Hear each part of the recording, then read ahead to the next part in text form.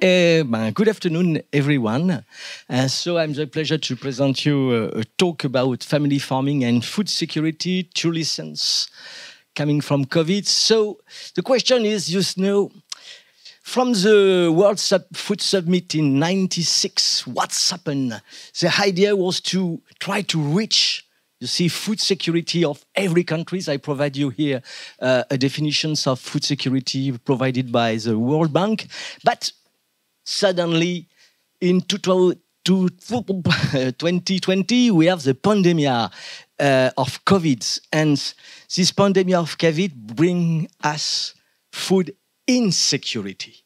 And so the question will be, could we describe this food insecurity in terms of food production, access to food, and utilizations of food, who are the three major criteria for describing food security.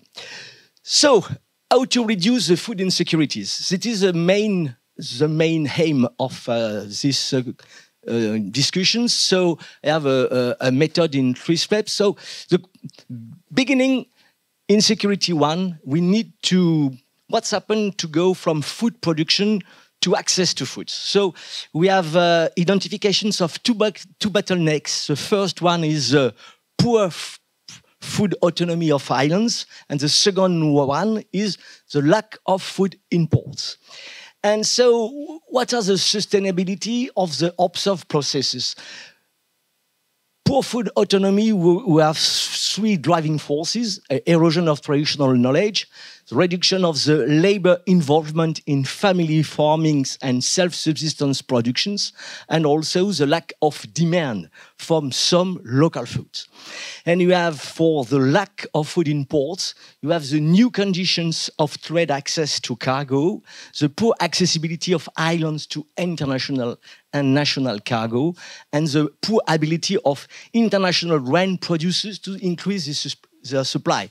I will not discuss about this last one, but it is major item. Don't stop to eat rice, please, because in nearest future, in the next 20 years, 30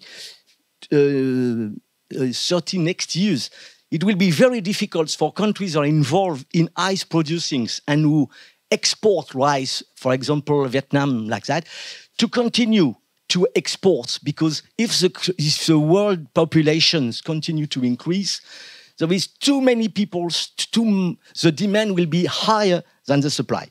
So we move now to how to reduce the risk of poor food autonomy. So we have the 3 observed trends, and we have actions for changing these trends. How to do against the erosion of traditional knowledge. Explain the agronomic logics underlying family farming to small-scale farmers. Disseminate and promote this knowledge at different levels of the island society. About the reduction of the labor involvement in family farming, we need to promote the techniques of ecosystem intensifications. I provide you some example after. And promote and disseminate low-cost organic fertilizations and livestock and aquaculture feeding. Reduce the cost of production. We need to get money. To get money, you could have higher price or decrease your cost of productions, and so try to increase the sustainable earnings of farmers.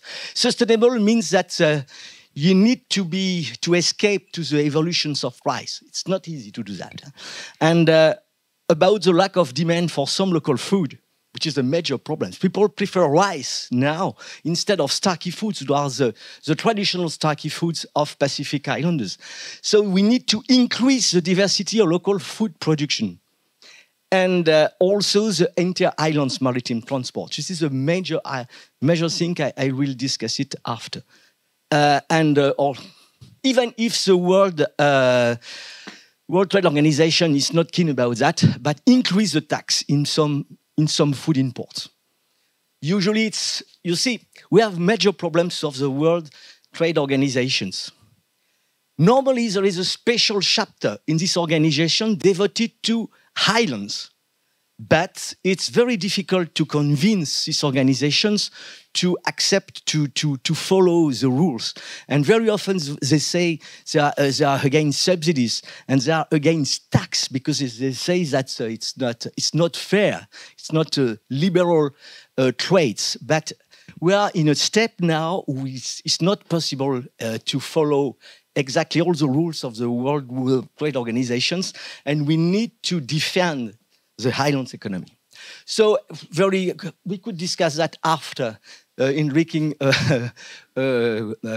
tea, but it is examples of integrated multi-trophic aquaculture. Very briefly, instead to breed only one type of fish, you use the feedings to, you see, 50% of the mass of the food escape. So you need to have holoturies, you have sea urchins, you have crabs and so and so. You have to have some mussels or oysters. The idea is to use most of the feed you use to feed your fish. And in that way, you see, you can use also the feces and urines of mussels, for example, to grow it's not kelps, because kelps is the example is in Canada, but to have seaweeds. Type of examples also of intensifications with artificial reef, and this fish, Saranoterodon malanoteron, it's a tilapia, but it's not the Niloticus tilapia. This tilapia is detritivorous, and he feeds 24 hours per day. So it means that without a very low input of nutrients on food, you could have a very good size fish. So it's quite more effective than the Crocus niloticus. Bon, step 3, how to cope with the lack of food imports. You see, you have first the poor ability of international grain production. It comes from you have the war, shift of agriculture areas to urbanizations, climate change decreases fertility of soil. It means it is sustainable trends. It's very difficult to come back. So what could be the adaptive strategy? Try to promote change in food habits towards local foods. Increase the food autonomy at the local and national levels. Here, I'm very provocative.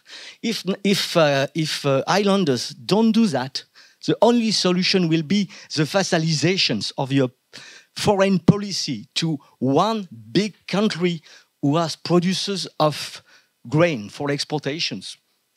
For example, China. They could tell, okay, I will provide you rice for 50 years, but you need vote at the UN as my government wants to do. So you are supposed to be independent, but in reality, you are not. This is a major problem. So I think these problems of food will arise new considerations in terms of foreign affairs. So it is the new conditions of trade access to cargo and poor accessibility of islands to international and national cargo. You say, no, you have a major change in the big cargo traffics. The heavy fuel will disappear. So it means that they need to have new fuels. It means that the price of the box will increase heavily. And the only solutions for the company were to increase the size of the cargo boat. We have now the maximum is 24,000 box per ship, and we could go to 28 or 38,000 box per ship. It means that you need to have a depth of more than 20 meters to accept this type of boat, and no harbor in the Pacific can host this type of boat. So there is a real problems of access of the Pacific harbor, and after you need to have the fleet. It's useless to grow pineapples in one island if you don't have a small ship to bring the pineapples to the main place of consumption. It's obvious, but it's a big problem. So in utilization of food, I will go very quickly because it's not very important, because lots of communications will be on that. So I go boom, boom, how to reduce the westernizations of food, blah, blah. Okay, promote recipes, it's okay. And now I think I come back to the need to bridge food security and food autonomy at the highlands levels.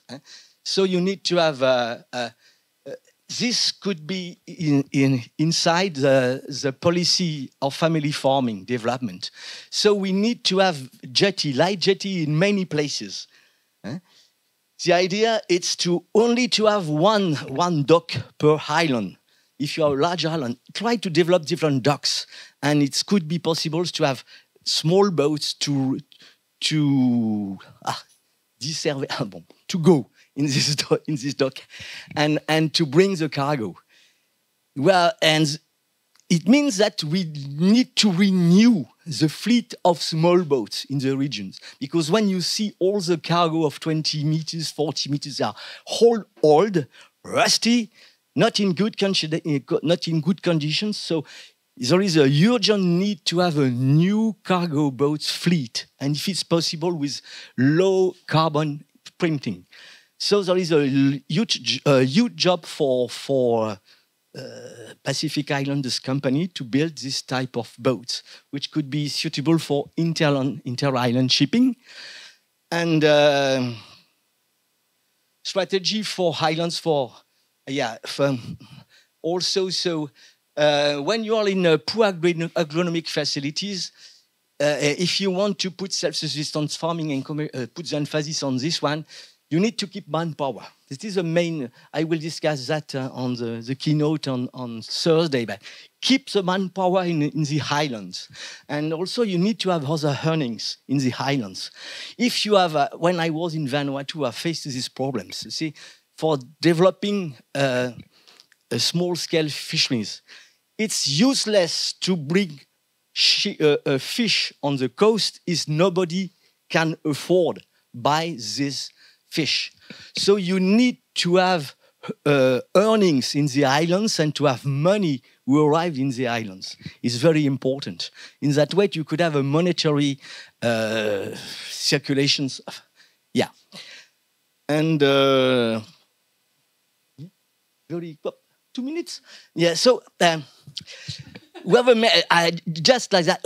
We have a major problem with urbanizations. That it means also it's important that the cities will produce food, and it's possible to grow food not in backyard gardening as people do in Vanuatu. In flats, it's possible to have fish farming. It's possible to have aquaponia. Aquaponia, you have fish farming and you have vegetables in the fish ponds. You need to have solid walls for that. But the architects never imagine the new buildings as a place to produce food. And we need to produce food and we need to produce energy.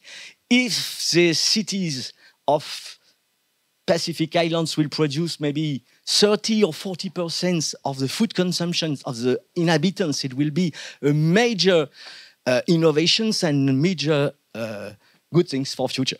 Bon, it's finished. Sorry, it will be a bit rushy, but... Thank you so much. C'est la vie. That's great, because what we want to keep is to have some time at the end of the session for having maybe 15 minutes together to debate of the 3 presentations. But for this first presentation, we have now 5 minutes. If you have specific questions for... Yeah, please. Sorry, it wasn't a... Say the last slide? Oh, sorry. That's...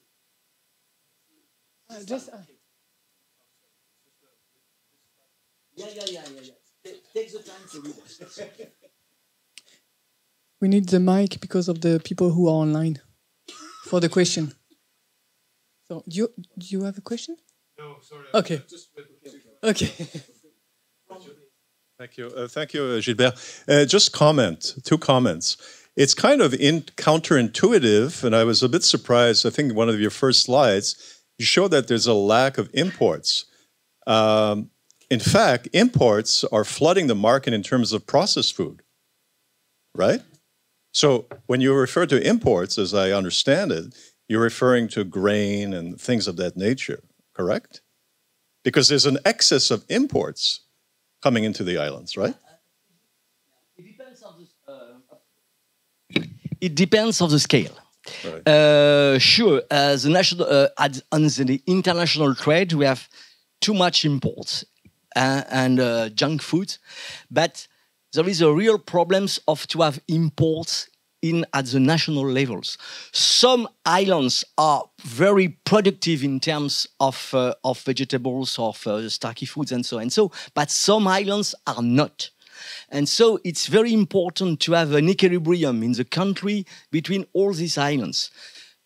It's okay that we could have food autonomy at each island levels, but in some islands there is a real possibility for production, for commercial production, and in that way you need to have the possibility of movement or circulation. It's the reason why the interland shipping is so important. Okay. So it's so when I say lack of imports, but it was really that for on the pandemic there was a lack of imports. If people feed on rice, there was no rice in some places. So food security, it's not food autonomy. Food security, you can reach food security by importations. And it is a major problem of the agricultural development in Pacific Islands as in most of places. People ask people to grow commercial crops, and after you export and you earn money, and with this money you go to the shop and you buy vegetables, rice, potatoes. In the whole times, people didn't do that. They grow everything in their garden. So now importations are the rules in the regions, but we need try to come back to autonomy.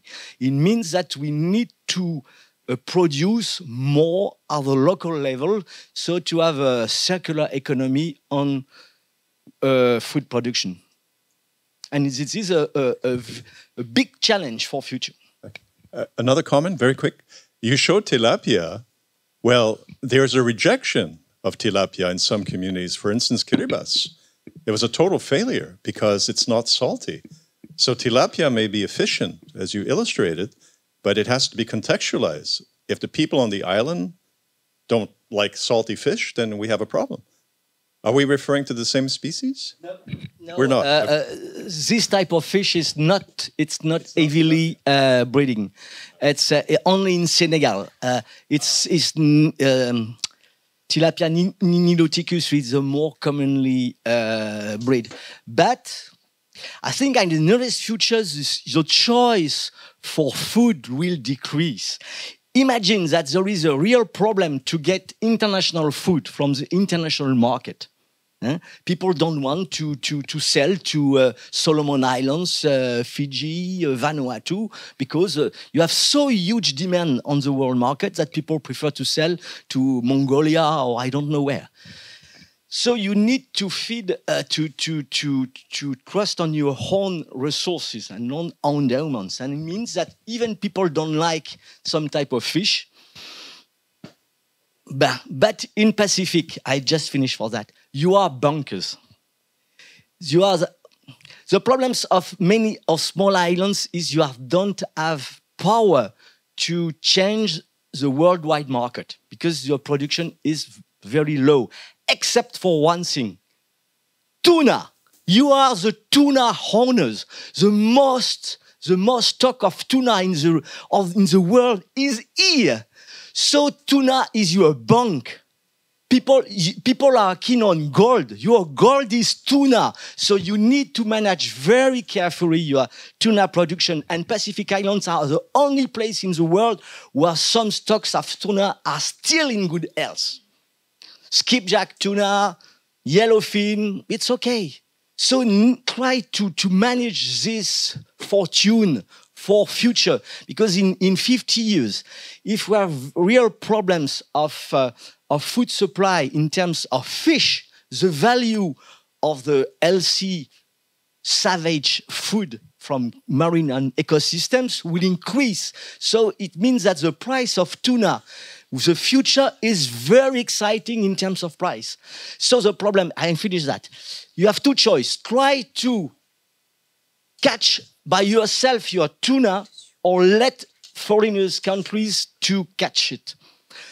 It's very expensive to try to catch by your own tuna. And we have some failures in the region because it's too costly. So it's possible to let the foreigners to do that. You see, Forum Agency in Honiara and SPC here shows then you could ask to 30% of the total value of the catch as fees for your country. It's rent economy, but it's good rent economy. So very often people are very keen to develop their own tuna fishing, but it could be expensive. If you are in Equator, it's possible because you could use pole and line fishing. But if you are in a place as Vanuatu, the only solution is to have a small long line fishing or per seine fishes. A per seine fishing boat is the total amount of money of Vanuatu for 1 year. So it's impossible, it's too costly. So I finished because now, if you want, we could I hope that you discuss agree about that during hours and hours. Thank you so much, Gilbert. Frank, if you want, it's your turn. Oh, yeah. And if there is a last comment or question, the time that Frank come to the floor. Yeah, very rapidly.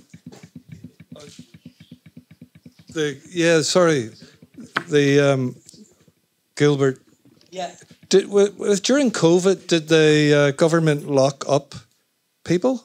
And, not lock up, but stop people moving around? Because in Papua New Guinea, the problem with it worsened food security because the government wouldn't allow people to go and sell at markets. They closed down markets. So people couldn't buy food who were dependent on food sold at markets, and the sellers lost their income source. I'm just wondering, was that similar? In many places of the region, it was the same thing, and it's a huge problem because this pandemic is not the first one. I have friends in IRD who are working on next pandemic. There's a high risk pandemic in Thailand with dogs. Imagine a pandemic with dogs was expanded. Everybody who get dogs could be sick, and heavily sick, and could die. So it means that the nearest pandemic, they will continue to stop the possibility of change. And in Pacific Islands, we were very lucky because you could survive. Imagine islands as the French territories, Martinique, all the Caribbeans. If you stop the possibilities of trade, interior trades in these islands, they could survive for 2 weeks or 3 weeks. After 3 weeks, whole people die because there is there is no possibility. So, yeah, but it's a huge challenge. Yeah. Thank you, Gilbert.